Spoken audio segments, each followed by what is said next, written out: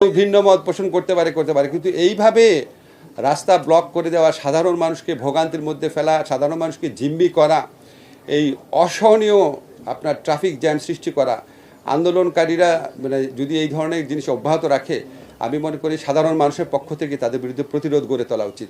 আপনি আন্দোলন করবেন, আন্দোলনের তো নর্মস থাকা দরকার, কিছুটা নর্মস থাকা দরকার। আপনি সাধারণ মানুষ কিন্তু জিম্মি করতে পারেন না। কালকে আমি শুনেছি ট্রেনের মধ্যে ইট মেরে আপনার নারী শিশু তাদেরকে আহত করা হচ্ছে। এটা কী ধরনের আন্দোলন? আর আপনি ওভারনাইট বলবেন একটা কলেজকে বিশ্ববিদ্যালয় বানায় দিবে, তা এইচএসসি পরীক্ষা দিব না, আমার রেজাল্ট বদলায় দিতে হবে।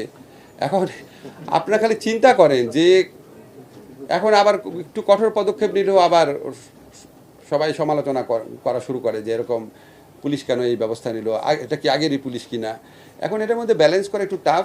তবে আমার ব্যক্তিগত ধারণা, সাধারণ জনমত এই ধরনের হয়রানিমূলক জিম্মি করামূলক আন্দোলনের বিপক্ষে। সাধারণ জনমত